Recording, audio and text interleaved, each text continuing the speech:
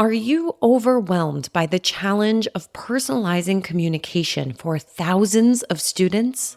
That's where Element 451's AI assistants come in.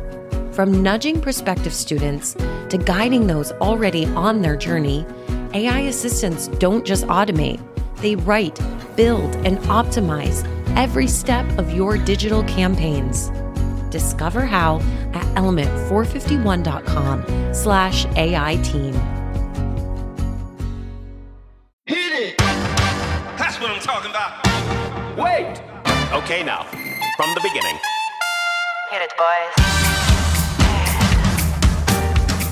In the dynamic world of higher education, it is easy for the daily grind to overshadow the core mission, serving students. Welcome to Finding Your Why, the Pulse Check series that reignites your passion for higher education. Join us as we chat with inspiring leaders who have found their purpose amidst the challenges of academia. Whether new to the field or a seasoned pro, this series offers valuable insights and practical advice to help you reconnect with your mission and thrive in your higher ed journey. Tune in and reignite your passion for making a lasting impact on students' lives. Hi, Jamie. So good to see you. And thank you so much for joining me on Finding Your Why. And it's so great to see you on this side of the podcast screen. And I will admit, I'm a little nervous about interviewing the queen of podcasts. Well, I'm so excited to be on this side. I didn't have to come up with the questions. I don't have to be in interview mode. I'm excited about it. You just have to come up with amazing answers, which I know you will. So no pressure there. There's somehow more pressure, I feel like. No, you'll do great. I know that. So you obviously aren't no stranger to the Enrollify podcast network, but this series, we're really trying to hone in on how people have found their purpose in higher education and how they stay true and committed to that purpose, especially when it doesn't feel like it's as evident in the day-to-day grind, if you will. So before we talk about, where you are currently, can you talk about, a moment or an experience where you decided or you discovered that higher education is where you wanted to be? Yeah. So it's going to sound weird, but it actually happened while I was a college student. I remember sitting on the lawn at the University of Minnesota and thinking, gosh, I would love to work on a campus. But I had Oh, really? yeah. I mean, yeah. And even though most people are I stumbled into higher ed, and in a way I did but it was more I stumbled into marketing. I intended to be a journalist. But when I was sitting there thinking I love the energy, I love everything, I just didn't know there were jobs for people like me in higher ed. I The thought you had to be a universities just faculty run member. themselves. Right. I knew there were I wish. advisors and administrative assistants and faculty, but I didn't know there was Right. marketing people. I didn't know there were comms people. And I was pretty, set on being a journalist, which I did for 5 years. But then when it was time for me to move on, I remember just looking, this is in the olden days when you were looking at actual print newspapers. I remember Yeah. seeing the ad for Northwestern Health Sciences University for a PR coordinator. And it was it jumped off the page at me. It was this is your chance to get into higher ed. That was in June of 2004. And 20 years later, Wow. this is all I want to do is work in higher ed. I can't imagine working in a different industry. And I still love that energy and that vibe and being around super smart people who are all working toward a better world. There's nothing better than that. Yeah, I agree. I mean, I feel the feels as you're talking right now, but I will say you're one of the few people that I've talked to on this podcast or even generally that felt this when they were in college.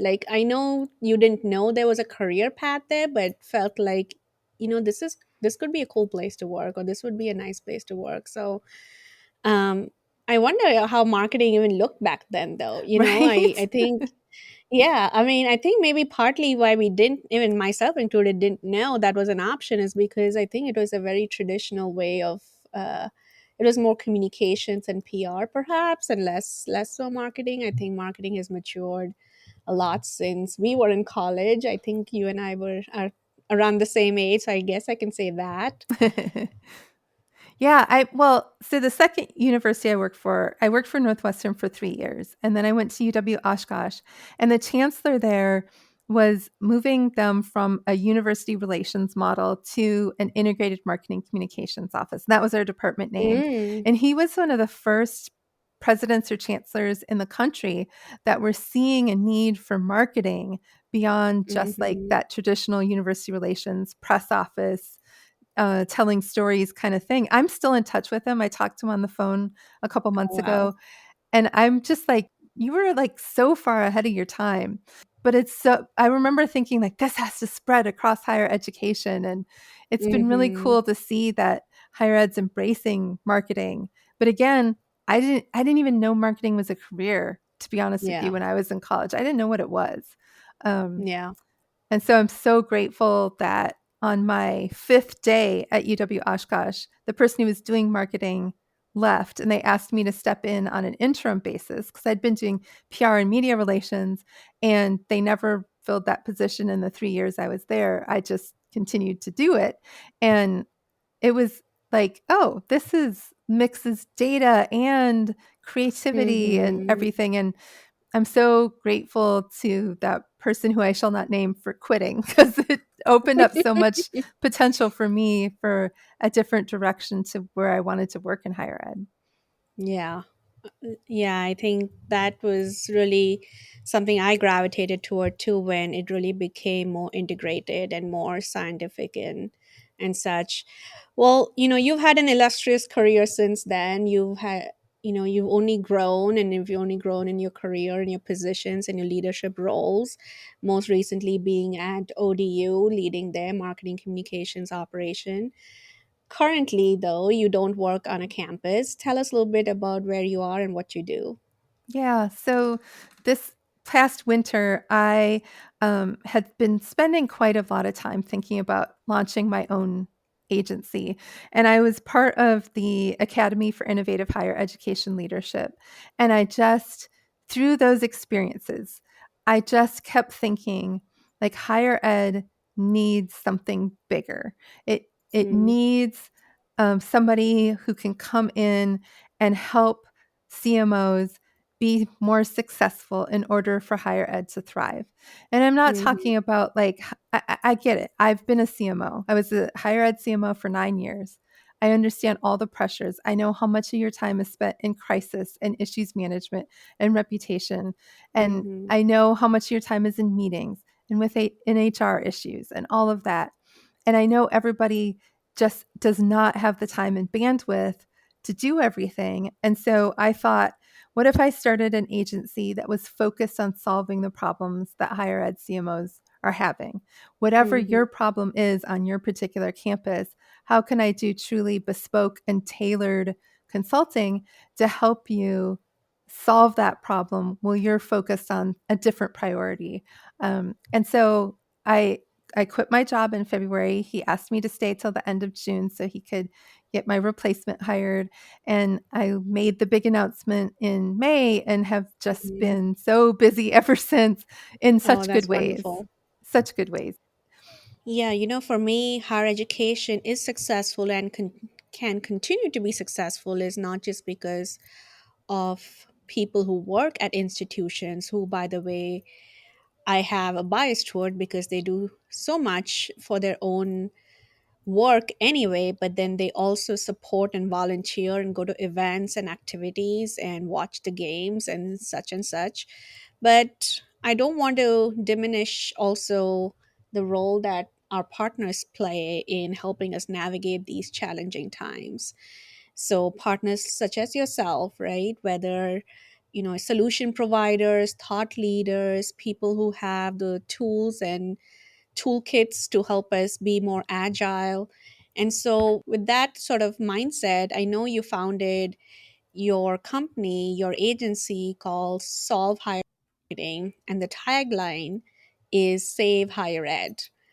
So, that was very intriguing. Tell me a little bit about why higher ed needs saving, and then where do you see your role as someone who is higher ed adjacent, who's a partner in sort of helping lift this industry up?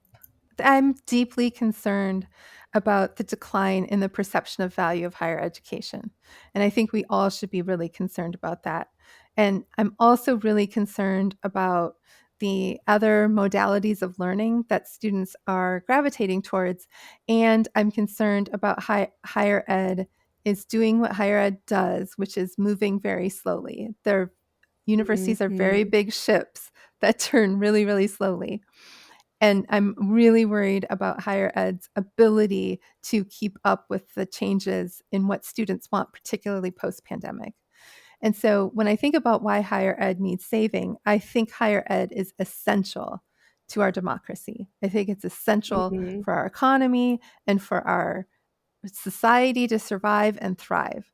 And so higher ed really needs to be conveying that value proposition more effectively. Higher ed needs to be doing a better job of convincing students of why going to college is going to change their lives in positive ways and transform their communities.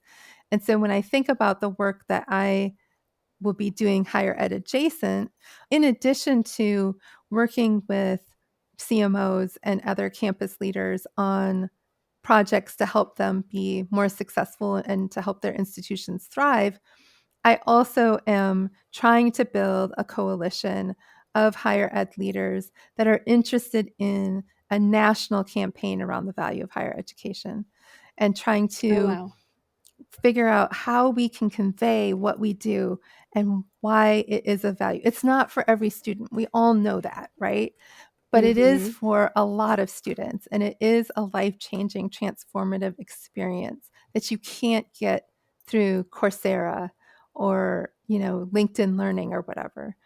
And so it's sort of this twofold thing of, if we can solve higher ed marketing, we can save higher ed. And it's not just recruiting students, it's getting our alumni engaged again. It's conveying that national value of higher education. And the ultimate goal is to hopefully help some institutions that might not make it through these times, to help institutions that are seeing their market share be gobbled up by their flagships in their Mhm. states. It's to help those, rural campuses that are trying to make a case for why a student should study in cornfields, and helping those schools maximize and be more effective with their marketing, and Mhm. hopefully in the end save higher education.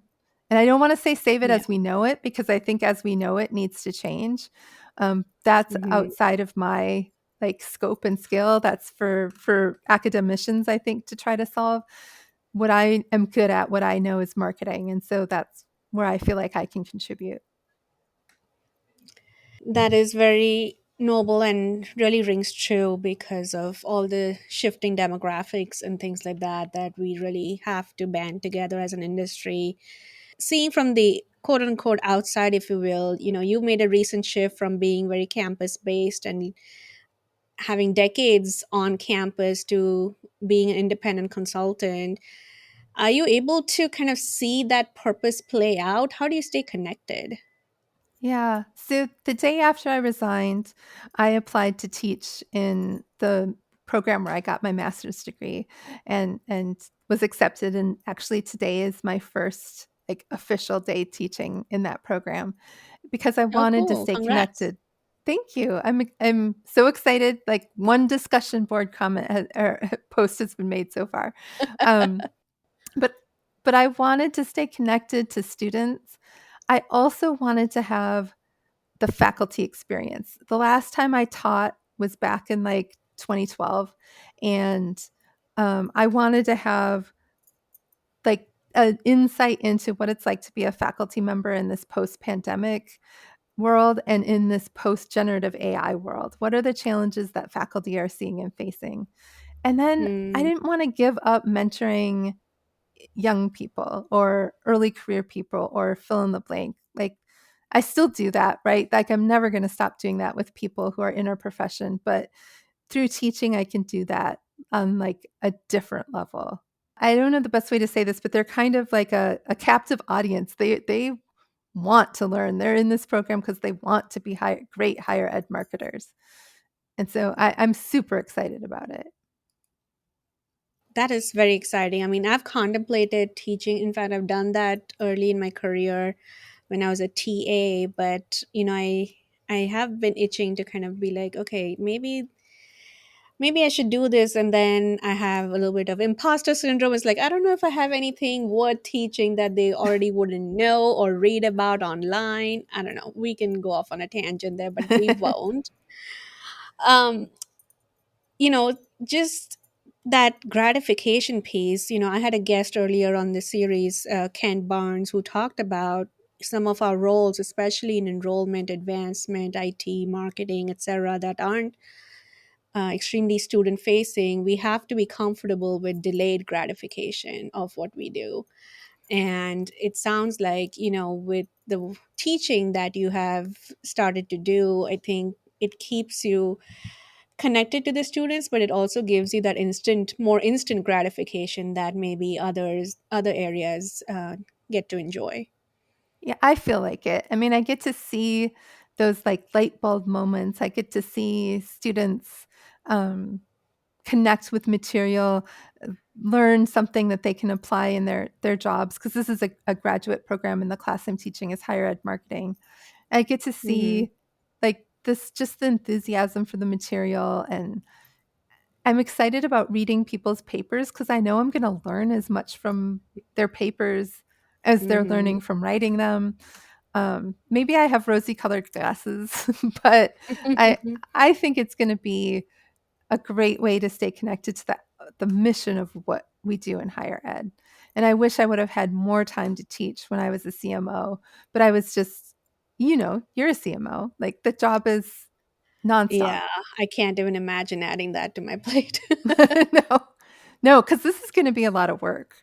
Like this is, Yeah, I'm going to have to be grading papers nights and weekends and whatever. And I was working nights and weekends when I was a CMO. already, right. Yeah. Yeah. Because, when you're at a campus, you're not just working nights and weekends, you are supporting the institution and showing up for the institution. You're going to events, you're going to orientation, which is running through the weekend, and you're going to the games and all of that too. So Yeah. that's another way of seeing your impact, right? It's just connecting with student activities as much as you can. Yeah, for sure. So as a consultant then, outside of teaching, have you found that you've been able to balance sort of the business aspect of running your own agency with sort of the mission driven aspect of helping higher education, and how do you achieve that? And because I know you're not satisfied if you're just doing it for just financial reasons. Like, I know you have to find a deeper meaning in everything that you do. So talk a little bit about how you managed to do that, especially now that you're like 2 degrees of separation, if you will, from the end impact of your work. Yeah. So there's I see Solve Higher Ed as being sort of a three-pronged job, so to speak. So it's the solutions, the projects like org assessments, and I'm doing a student journey map project, and I'm doing a branding, like it's like kind of a Mhm. strategic branding project with a campus. But then I also see a big piece of it as being like the keynotes and the workshops and things like that. And to me, Mhm. you're teaching in those. You're either Mm. inspiring or you're teaching. And so that really feeds my soul because it's again, you're seeing that spark of learning something or being inspired by something. And sort of adjacent to that, I'm going to be rolling out a CMO boot camp to try to help mid-career folks kind of prepare themselves for that senior leadership role. Mm. And so again, that's kind of connecting to that teaching. It's feeding that pipeline. It's helping people have the skills and the knowledge that they need to be successful in these positions, which again will make their institutions more successful. And Right. then sort of third, as I'm working on a book, and that to me, it's like a love story to higher education, and Oh, what I have loved about higher ed, and sort of like the higher ed has given me something so far beyond an education and a career and an income. Like the mm, skills I learned as a CMO directly helped me when my dad was dying of cancer. Like I was able to do so much to help my family because of what I learned through my career. And that that's what's better than that. What's better yeah. than helping your dad through something like that? You know what I mean?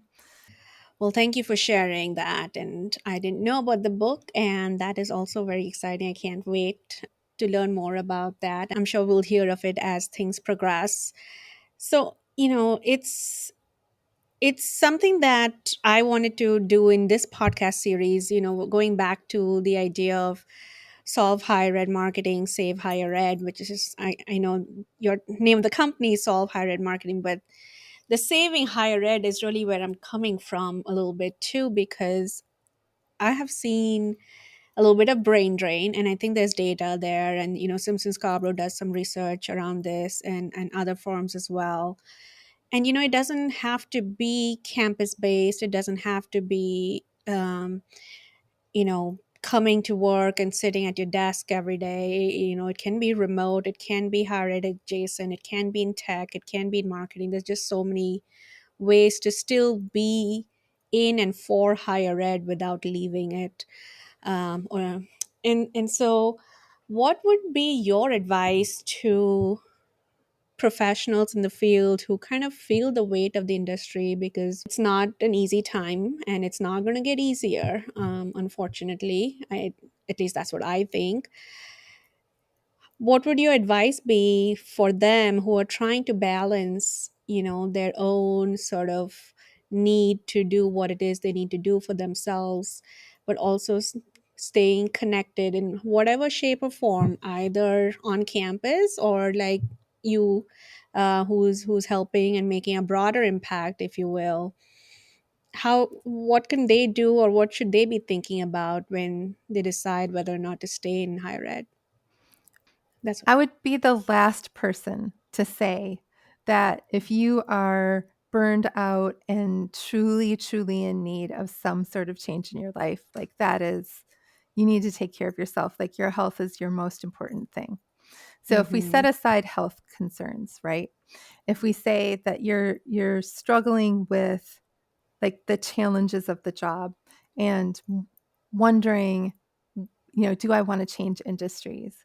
If you are good at your job, if you're listening to this and you're good at your job, like put your imposter syndrome away.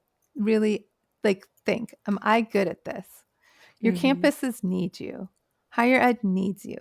And it's so urgent because if we do not educate the next generation of young people, the knowledge is going to be lost.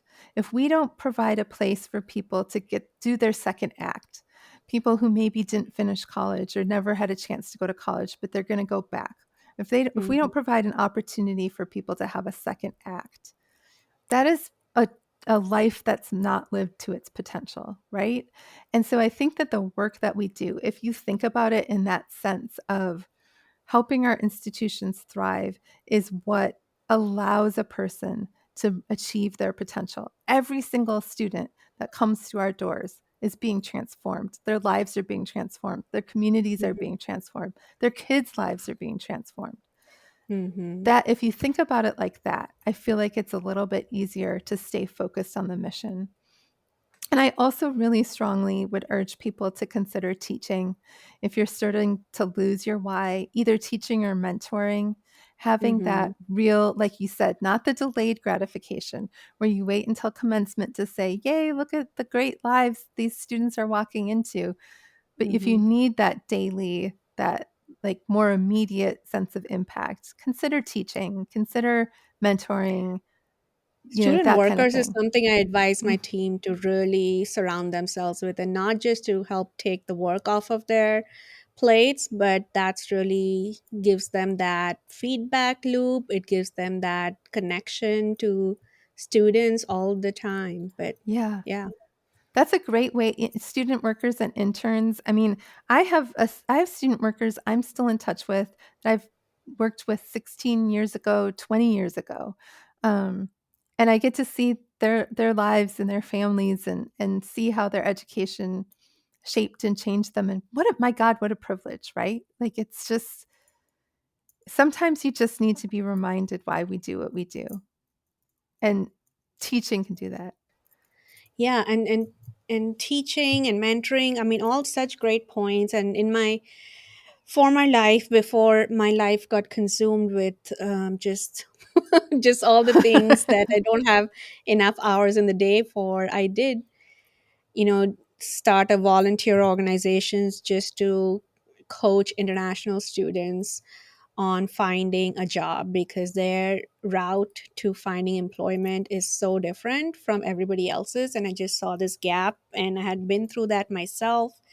And it was just sort of pro bono mentoring work, and the sense of fulfillment when I just saw that play out is just bar none. I mean, so just finding that opportunity, because I was doing like marketing research at an institution. That was my primary job, and working with data and analytics. I was in spreadsheets a lot, and doing a lot of PowerPoints and spreadsheets. And I'm like, okay, where, like, I could do this for any industry. I could be making a lot more money doing this for any other industry. And then after I started this mentoring and career coaching, that's when I'm like, okay, no, this is where I'm meant to be.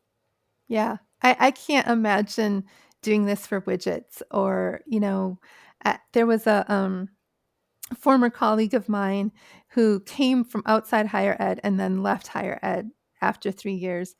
And Hmm. she's literally selling toilet fixtures. Like, that's her marketing job is toilet fixtures. And it's like, And I can't imagine. Like, I can't imagine how, and she's liking it, or oh my gosh, she's like thriving. She loves it. okay. That's not my jam though. I mean, I Yeah, want, each to their own. Yeah. yeah. I mean, I think once you start, marketing is sort of like an adjunct to sales or whatever, but once you start selling higher education, I can't imagine something better to Yeah, sell, right? Like, what's exactly. better than it? Yeah.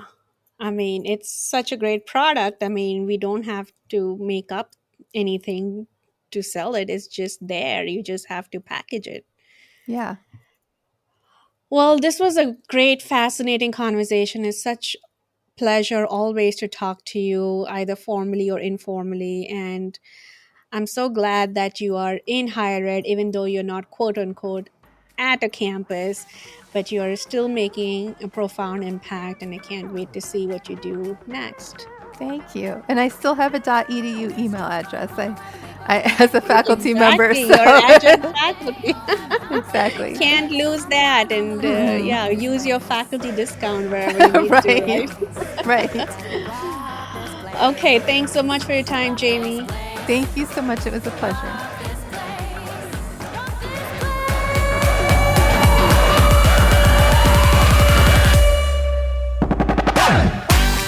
This Pulse Check mini-series has been brought to you by Element 451, the next generation AI student engagement platform helping institutions create meaningful and personalized interactions with students. Learn more at element451.com.